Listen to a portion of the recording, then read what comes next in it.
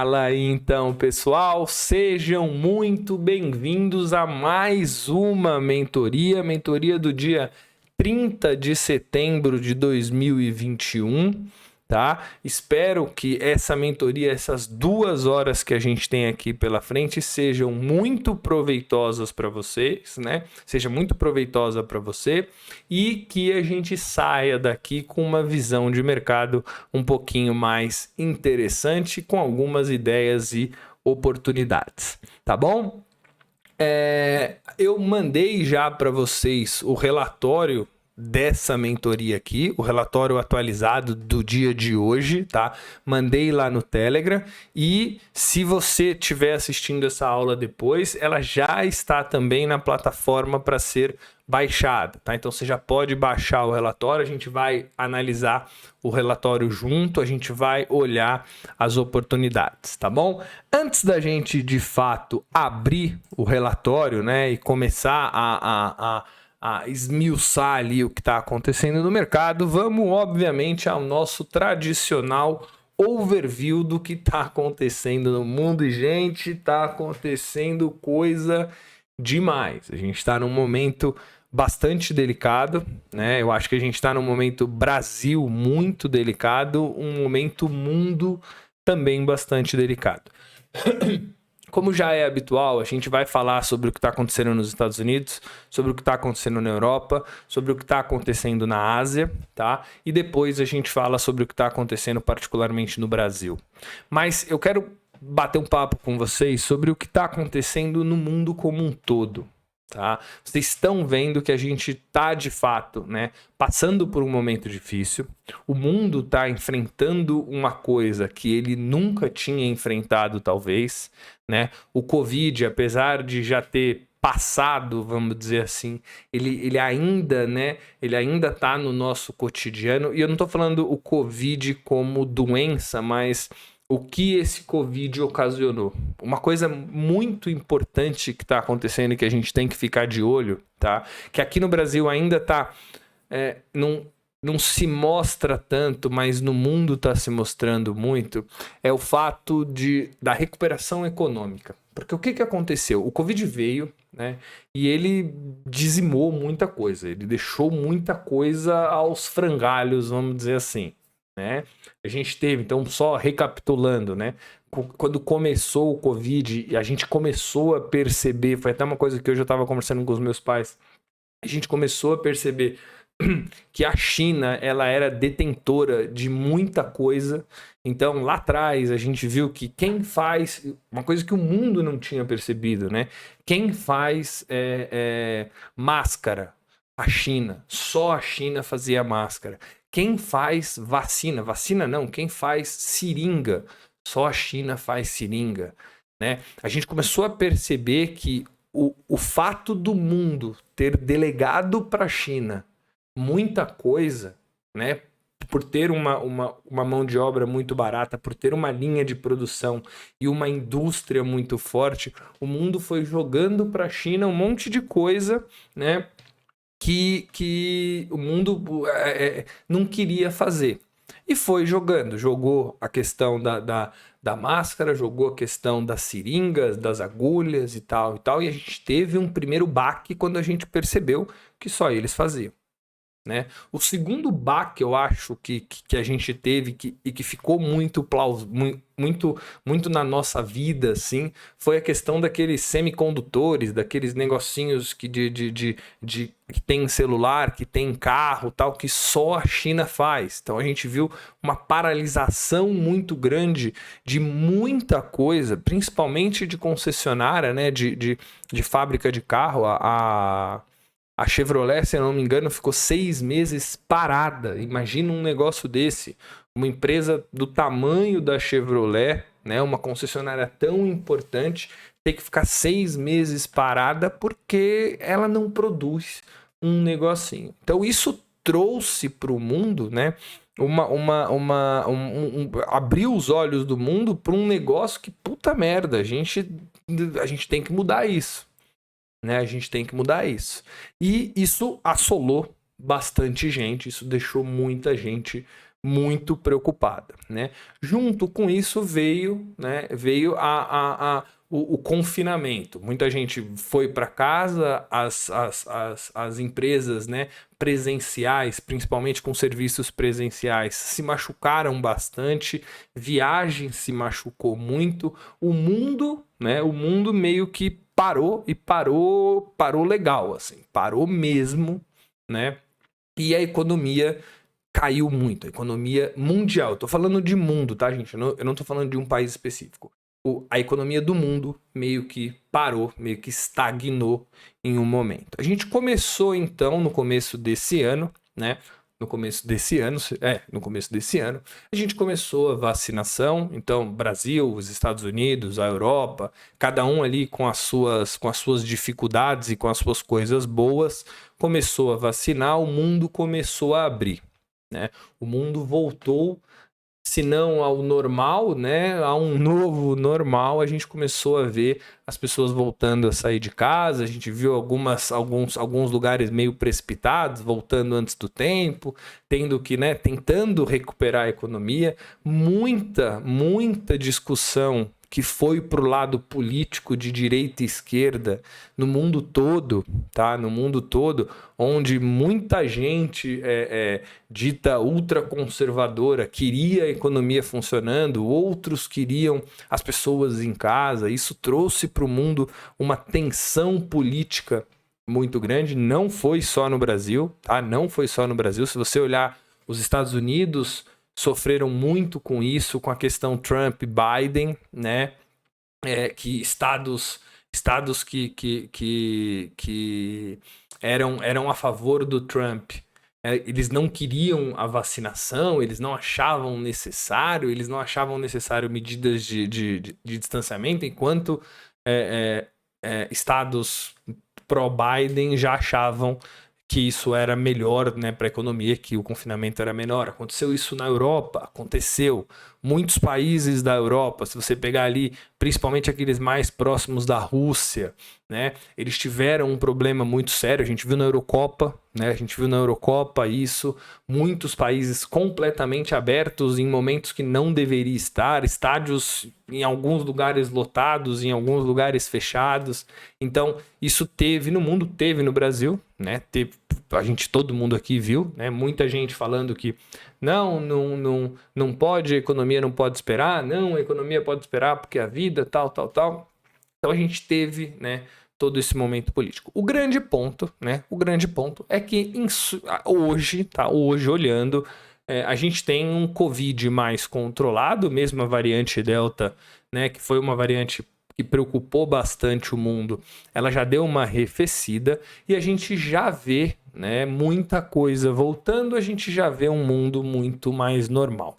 Onde que eu quero chegar? Agora a gente está num segundo passo do problema. A gente está num segundo passo do problema, que é o seguinte: aquela economia, né, que estava fraca, né, com empregos caindo, com muito desemprego, com fome, com pessoas com rendas muito, né, que sofreram muito a questão da renda,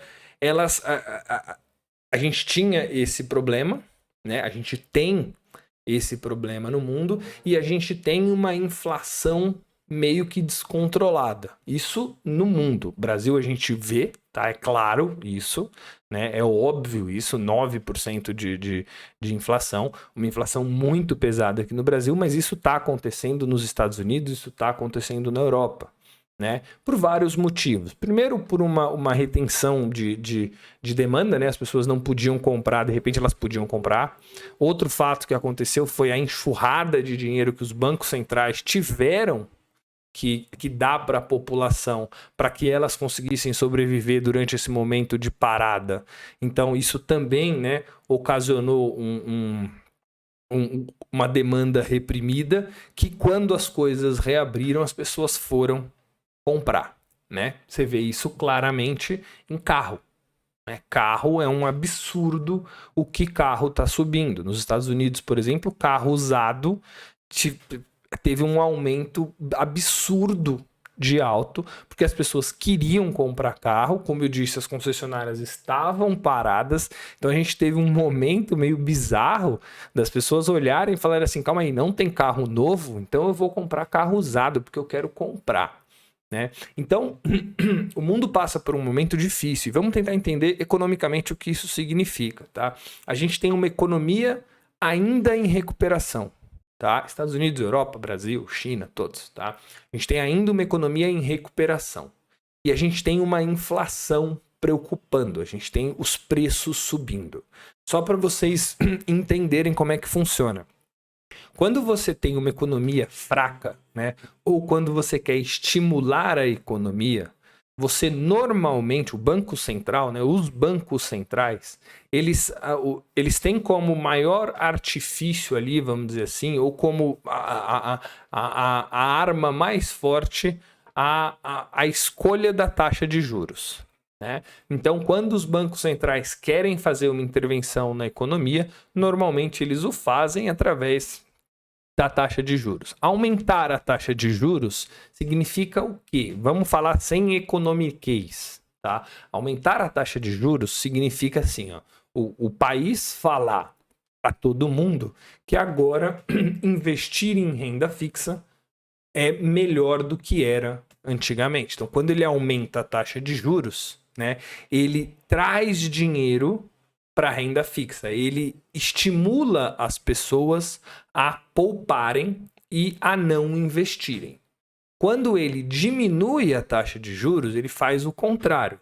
Ele fala para as pessoas invistam, ele fala para as pessoas gastem dinheiro. Por quê? Porque eu estou pagando menos por um título público, por uma renda fixa.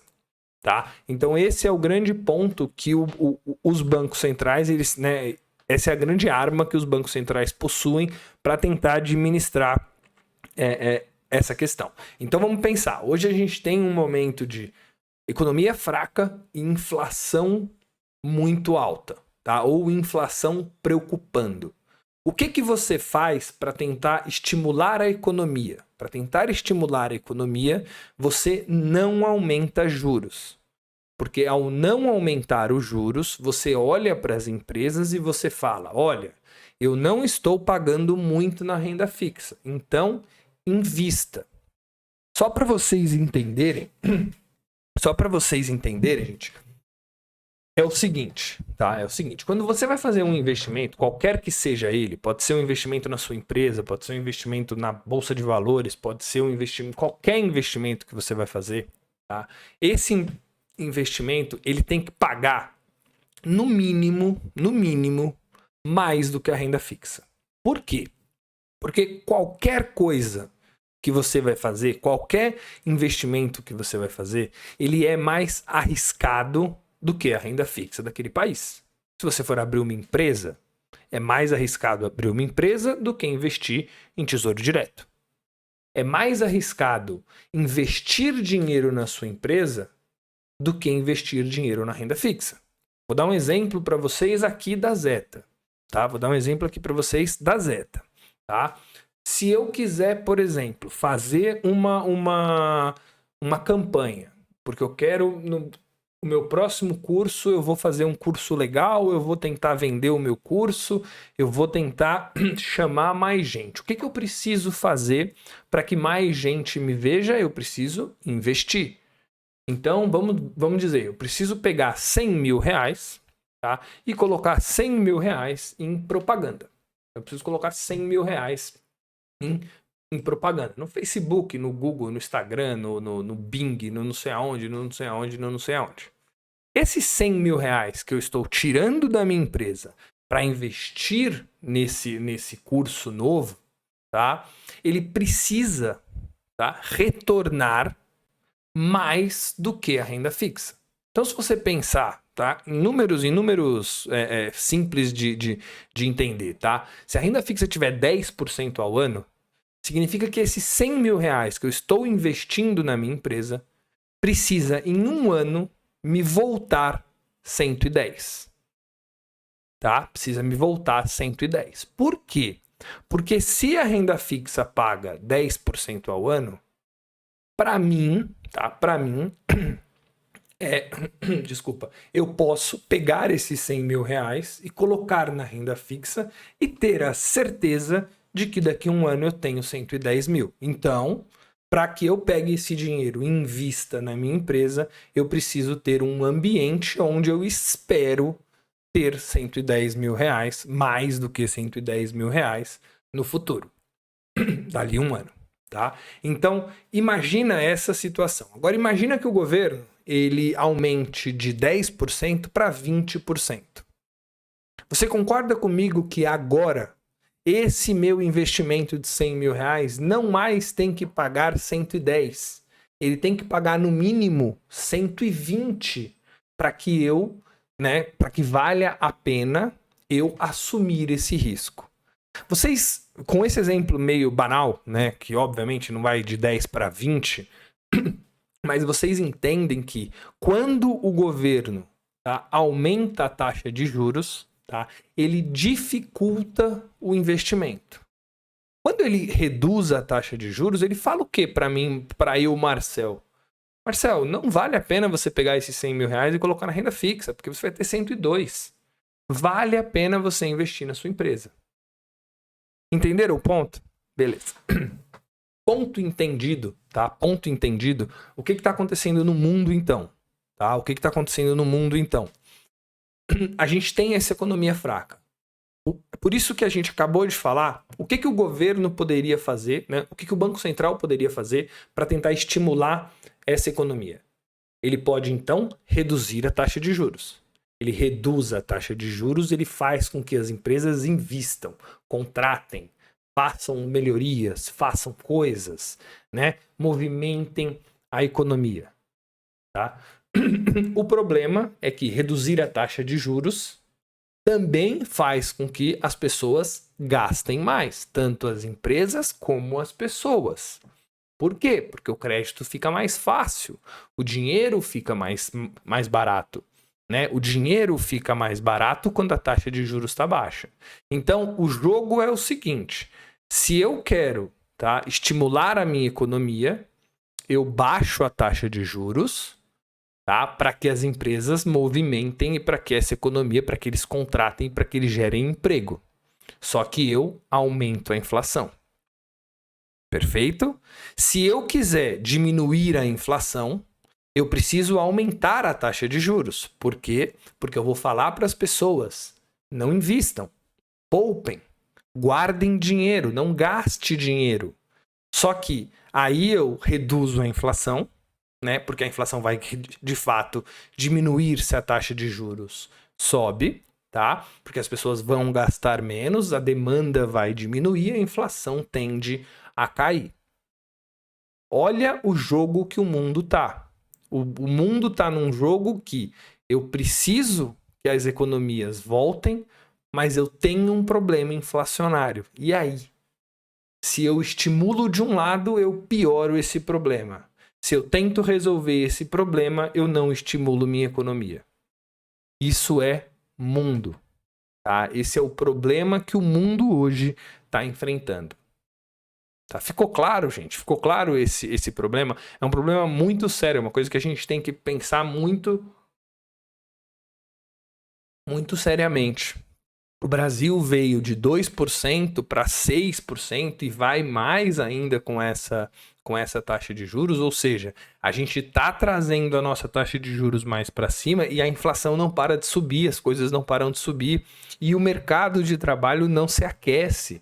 Por quê? Porque eu estou aumentando a taxa de juros. Então, é um momento muito delicado, é uma preocupação muito difícil, tá? Que os bancos centrais hoje estão passando. Tá? Por isso que eu acho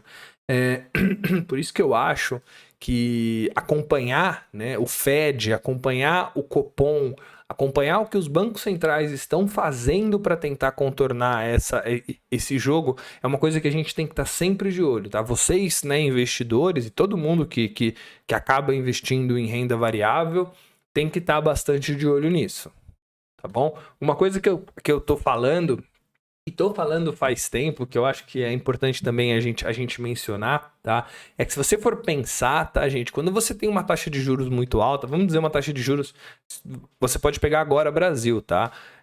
Um título pré-fixado Brasil 2026, ele tá pagando ali 10% ao ano a última vez que eu vi. Vamos facilitar a conta, tá?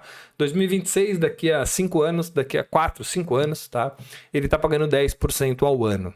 O que significa numa conta besta, se eu colocar hoje 100 mil reais, tá? Se eu colocar hoje 100 mil reais numa renda fixa, pré-fixada para 2026, daqui a 5 anos, 2027, sei lá, daqui a 5 anos, tá? Eu vou ter uma rentabilidade de 60%. Concorda comigo? 10% ao ano, em 5, 6 anos vai ser mais ou menos 60, um pouco mais, mas só para fazer a conta besta, tá? Ou seja, hoje eu sei que eu posso pegar 100 mil reais, colocar numa renda fixa pré-fixada, ou seja, eu tenho certeza que vai ser aquilo, tá bom? E daqui a 5, 6 anos eu vou tirar 160 mil reais.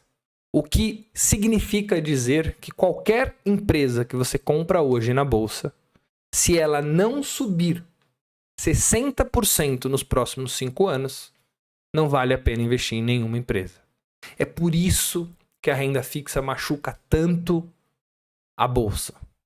Porque esse jogo fica muito desequilibrado quando o país paga uma taxa de juros muito alta. Ele desestimula muito as pessoas a investirem na renda variável daquele país.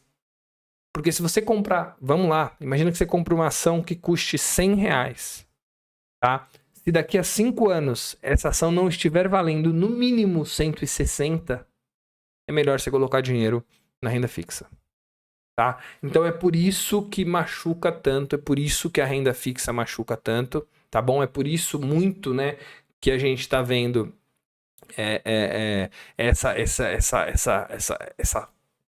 sangria na bolsa, bastante é por conta disso. A gente vai conversar um pouquinho melhor sobre isso, mas a renda fixa machuca muito a bolsa, tá? Quando ela sobe, obviamente, o que ela subiu, tá bom? Então esse foi uma análise meio global, tá? E vai dar pra gente uma visão boa do que tá acontecendo, então, no mundo agora, tá? Então vamos lá, vamos falar um pouquinho de Estados Unidos. Estados Unidos, se você olhar, tá? Com olhos frios, tá? Ele tá crescendo bem, ele tá crescendo ali meio que na média que tava todo mundo pensando, ele vem recuperando bastante, tá? A economia tá entregando um crescimento forte, tá? Nos últimos meses ela cresceu muito, mas tem uma coisa que está sendo discutida nos Estados Unidos que preocupa, tá? Que é a questão do tapering. Não sei se vocês já ouviram falar, né? Eu acho que sim, mas o que é o tapering? Basicamente, durante o Covid, né, os bancos centrais eles deram muito dinheiro para as empresas, comprando títulos e comprando coisas, né? O governo americano põe muito dinheiro na economia, põe muito dinheiro para circular. Tá? Por que ele está fazendo isso? Porque ele quer estimular a economia dele. Só que colocar dinheiro na economia por colocar dinheiro na economia, como a gente já viu aqui na explicação, o que faz? Aumenta a inflação. Tá? Então, essa questão do tapering que está acontecendo, basicamente é os Estados Unidos, tá? Olhando e falando assim, em algum momento eu preciso parar de injetar dinheiro na economia. Por quê? Porque apesar de eu precisar injetar dinheiro na economia para que as coisas continuem crescendo, eu estou causando um problema maior, que é o problema da inflação. E o problema da inflação eu só vou conseguir resolver se eu aumentar os juros. Eu não quero fazer isso porque eu quero a minha economia bem. Tá? Então a gente tem essa questão, perfeito? Tem essa questão do tapering. Ela já está sendo resolvida nos Estados Unidos. Parece que agora em novembro, tá? Agora em novembro vai ter uma reunião do Fed, onde provavelmente o mercado já espera que vai ter uma redução dos estímulos, ou seja, ele vai parar de colocar dinheiro gradualmente. Isso deve perdurar por 2022 inteiro, então ele vai tirando gradativamente o dinheiro durante 2022 e o aumento de juros deve ficar ali só para 2023, a ver o que vai acontecer, tá bom? Então os Estados Unidos estão numa situação não tão desconfortável assim, eu acho que estão numa situação boa, só essa questão do tapering, que é uma coisa que eles estão há bastante tempo olhando e a gente tem que ficar analisando, tá bom?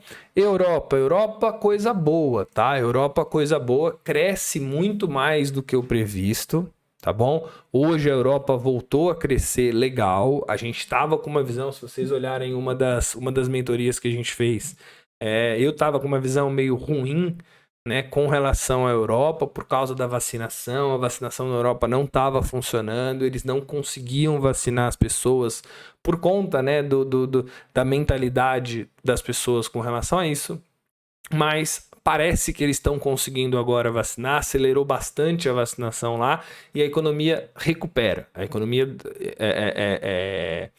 economia europeia está se recuperando, isso é muito bom para a gente.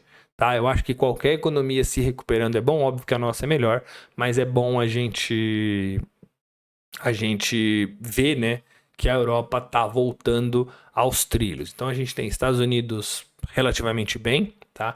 A gente tem Europa também relativamente bem, crescendo, sempre com esse problema que eu comentei lá de cima, inflação alta, economia fraca, precisando subir, não sabe como faz isso, tá bom? E a gente tem um problemão, que é a China, né? A China desacelerou muito mais do que o previsto, tá? Estão falando aí em crescimento de 4,5%. Olha que bizarro, né? Parece que 4,5% é pouco, mas não, 4,5% para a China, tá? Tipo assim, se você falar 4,5% para o Brasil é lote, é muito bom. Quem dera se o Brasil crescesse ano que vem 4,5%, mas para a China isso é sim uma desaceleração. Isso ela vem num ritmo de crescimento muito forte e ela reduziu muito, né? Ela teve uma desaceleração muito forte, muito maior do que o mercado previa. O mercado até previa, né, uma desaceleração, mas não tão forte. Se eu não me engano, a gente tinha ali 6,5% de economia para 2022 e isso já caiu para 4,5% e pode cair mais, tá? Algumas coisas que está acontecendo é a questão de crédito, né, e de construção desacelerando muito. Tá? Vocês devem ter visto a Evergrande, né? Aquela incorporadora, construtora e tudo mais, que teve que derrubar prédio e falar que não tinha dinheiro para pagar a dívida. Isso machucou muito o mercado. Então, a China tem esse problema, tá? A China tem esse problema de desaceleração. Isso traz, tá? Isso traz. O porquê que a China preocupa tanto? Por que a desaceleração da China preocupa tanto? Porque a China gasta muito. A China compra muito. Minério de ferro, por exemplo, a China usa muito. Então, quando a gente tem uma desaceleração da economia chinesa, principalmente nessa questão da construção, espera-se uma compra de minério de ferro muito menor do que a gente estava prevendo. Por isso, essa queda bizarra do minério de ferro de quase $200 para 100, agora deu uma recuperadinha. Tá? Então isso preocupa, a China preocupa o mundo não por causa da China. Eu nem quero saber o que está acontecendo na China, vamos dizer assim, eu nem moro lá na China, para que eu vou me preocupar com o que está acontecendo na China, a gente pode pensar, né? Mas não, a China ela machuca o mundo todo porque ela compra muito, então é alguma coisa que a gente tem que ficar olhando. Tá bom? Essa questão do crédito, essa questão da construção deve fazer com que a China desacelere. Tá? Tem uma outra questão que é para deixar aqui na cabeça, tá bom? Que a China, ano que vem, vai sediar se eu não me engano, acho que é os Jogos Olímpicos de Inverno, não é alguma coisa assim, em Pequim, e ela quer mostrar para o mundo que ela que Pequim é um país, que é um lugar não tão poluído como o mundo olha. Tá? Aqui é uma coisa interessante, meio bizarra, mas interessante da gente ver, é que você já deve ter visto também, que dizem que eu nunca fui para Eu nunca fui para Pequim, mas falam que Pequim é um lugar muito, muito poluído. O ar é muito ruim e tudo mais, né? Isso, obviamente, é ruim pro país, né? A China não quer passar para o mundo uma ideia de que ela é um país super poluído, né? Ela lançou há um tempo atrás um programa que até 2050 todas as indústrias dela ia ter zero emissão de carbono. Isso é um tesão, uma coisa muito legal. Tá? Só que o que isso ocasiona? Isso ocasiona indústrias menos produtivas. Eu ia falar produentes. Sei que essa palavra nem existe essa palavra com certeza. Produtivas, tá? Então, o que está acontecendo? O governo chinês, tá, por ter essa questão, ele está tentando diminuir um pouco a emissão de gás carbônico, né? A emissão de poluição, tá, em Pequim, para que o mundo nesses jogos vejam a China um lugar mais limpo. Tá? Algumas pessoas falam que depois dos jogos ela volta com tudo a gastar e comprar minério, outras acham que isso pode ser alguma coisa. Tá? Então tem que ficar de olho, tá? Tem que ficar de olho. A China, algumas casas, já está falando em crescimento de 4,5%, é um crescimento mais baixo do que o esperado. Tá bom? Vamos falar um pouquinho de Brasil, meu Brasil. Né? A gente está vendo um momento difícil aqui no Brasil. Tá? Um momento bem difícil aqui no Brasil. Vocês viram a bolsa vindo de 103, de 130 para 107, agora está ali na casa dos 110. Tá? Essa queda, ela tem fundamento, tá bom? Ela traz muita oportunidade, mas ela tem fundamento, tá? E algumas coisas estão acontecendo. Tá? O que está acontecendo aqui no Brasil se a gente tirar a política? Vamos primeiro tirar a política. Tá? Tirando a política, a gente está vendo uma projeção de crescimento muito mais baixa. O Itaú, por exemplo, soltou que o Brasil deve crescer 1%, né? Que o PIB deve crescer 1%. Tá? Você já deve ter acompanhado, isso acontece todos os anos, começa o ano, o Brasil vai crescer 4, aí passa 2 meses, o Brasil vai crescer 3, aí passa mais 2, o Brasil vai crescer 2, aí a gente não cresce, né? Basicamente é isso que acontece. Tá acontecendo de novo, né? O Itaú soltou que o PIB vai ser muito baixo, principalmente porque a gente está com uma inflação muito alta, isso a gente sente no nosso bolso, né? Dólar nas alturas, gasolina muito cara, crise hídrica, então você está tendo energia cara. Isso, se você paga a conta de luz, você percebeu, né? É óbvio.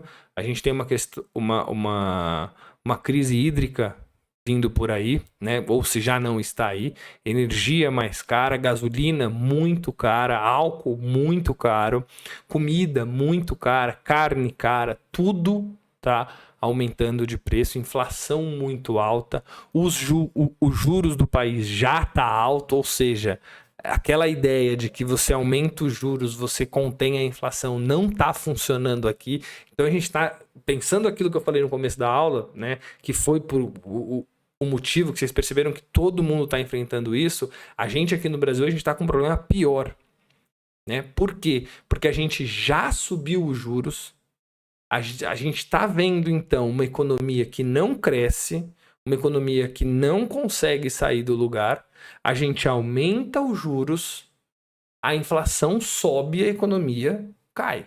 Então, como disse aqui, o Hugo falou que é uma tempestade perfeita. Exatamente, é um momento muito difícil, tá? Aí, pra meio que colocar ali uma pimenta, né? Porque desgraça pouco é bobagem, a gente tem ainda eleições no ano que vem, eleições bastante conturbadas. Eu estava vendo hoje no UOL a última pesquisa falando em Lula com não sei quantos por cento e Bolsonaro com 30, acho que era 46 e 30, ou seja, e aí você tinha os outros tipo com 5, 3, 2, ou seja, a gente está partindo para uma eleição muito, né, dicotomizada, né, muito duas coisas, que é horroroso. Eu acho que isso é horrível pra gente, tá? E repara, não tô falando se o Bolsonaro ou se o Lula é bom ou quem a gente acha que tem que ser melhor e tal. A minha questão não é se um é melhor do que o outro. A minha questão é que a gente tá indo para uma eleição onde a gente está vendo duas pessoas se destacando muito e as outras meio que sem nenhuma chance. Ou seja, foi até uma frase que eu li, um cara falando assim, vai ser a eleição de quem você odeia menos. Né? Ou seja, se eu odeio muito Lula, eu voto no Bolsonaro. Se eu odeio muito Bolsonaro, eu voto no Lula. Mas eu não quero nem votar no Lula, nem votar no Bolsonaro. Mas, tipo, é o que tem. Né? E isso é ruim. Isso é ruim por quê? Tá? Primeiro porque eu acho que eleição nesse tipo, ela não traz um debate muito legal. Né? Ela não traz uma democracia muito legal, ela não traz um debate político legal e ela não traz ideias legais. Tá? Segundo, porque o governo atual, ele pode vir a fazer coisas, tá, para tentar recuperar a popularidade, para tentar ganhar as eleições, ele pode gastar mais do que ele deve. Então a questão fiscal, essas incertezas, né, com relação à questão fiscal no Brasil, preocupa muito. Né? O famoso teto de gastos que a gente fala tanto é uma coisa, gente, muito importante para ser analisada sempre, tá? Então, como é que vai ser o Bolsa Família? Como é que vai ser a questão dos precatórios? Da onde o governo vai tirar dinheiro? Ele vai dar uma canetada e falar, eu vou gastar mais e pronto? A gente não sabe. Tem muita incerteza. Tem muita incerteza fiscal. Tem muita incerteza fiscal. O Giovanni fez uma pergunta aqui, ó. Se com o aumento dos juros não está fazendo efeito, qual seria outra ação a se tomar para segurar a inflação então, Giovanni? Meio que você não tem. Você tem que parar de gastar. O governo precisa parar de gastar dinheiro. Esse é o grande ponto, você entende? O governo vai parar de gastar dinheiro, a gente conhece. A gente conhece o governo brasileiro e não é esse governo brasileiro. Não estou falando desse governo Bolsonaro. Eu estou falando de todos os governos brasileiros. Imaginar que o Brasil vai parar de gastar, que político vai parar de gastar dinheiro em ano eleitoral, é imaginar uma coisa. É bem difícil da gente ter. Tá? Ou seja, o governo gastando mais pressão no nosso fiscal, rompendo o teto de gastos, aumenta a inflação, piora o preço. Então o momento é difícil, tá? O momento brasileiro é difícil, tá? Calma, gente, nem tudo é ruim, tá? De alento, a gente tem essa questão dos precatórios, parece que vai passar essa questão dos precatórios, dar uma folga, né, para o Brasil, apesar de não ser uma solução, vamos dizer assim, ideal, né? Apesar de não ser uma solução ideal, eu particularmente, aqui é uma opinião, tá bom? Eu acho que a gente tem um problema que não tem solução. Tá? A gente tem que gastar dinheiro e a gente não tem dinheiro. Tá? Isso é um problema. Não é um problema do Bolsonaro, é um problema que a gente tem. Tá? A questão dos precatórios é o ideal? Não, não é o ideal. Mas, dentre as soluções que a gente tem, eu prefiro que os precatórios passem, né, do que uma furada no teto de gastos, tá? Ou de que ele não faça nada, ou então pelo menos é alguma coisa. Bom, a gente vai falar um pouquinho sobre bolsa, tá? O que fez, né, essa bolsa, né, movimentar tanto assim, mas vamos falar um pouquinho também de commodities. Tá? A gente tem duas commodities principais, tudo isso que eu tô falando é pra gente analisar o relatório, tá, gente? A gente tem minério de ferro.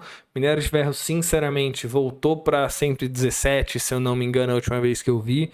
Mas eu não estou muito otimista com minério de ferro, não, tá? Eu acho que o mundo está sofrendo bastante. Acho que a demanda vai cair, o preço deve, né? Ele deve voltar mais. E isso machuca bastante a gente. Por quê? Porque a nossa bolsa é muito voltada para commodity, ela depende muito do minério de ferro. Tá bom? E petróleo. Tá? Petróleo é uma coisa já boa, né? O petróleo tá caro, né? Tá na máxima histórica, continua subindo. Os estoques de petróleo no mundo, ele tá muito baixo, ou seja, significa que tem pouco petróleo estocado no mundo, que pode segurar esse preço para cima. Tá bom? E uma coisa muito legal que a gente pode analisar sobre o petróleo é que ele não é tão dependente da China assim.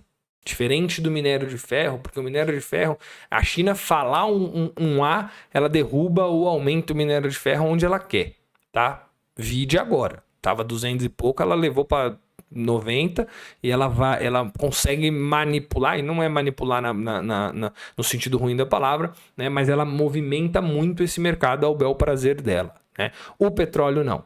Então isso é uma coisa boa, né? A gente desvencilhar, tá, a nossa carteira um pouquinho de minério de ferro para tentar ir um pouquinho mais para petróleo. Tá bom? Então beleza, gente. Essa foi uma análise sobre, né? Uma análise sobre o que está acontecendo no mundo. Eu queria abrir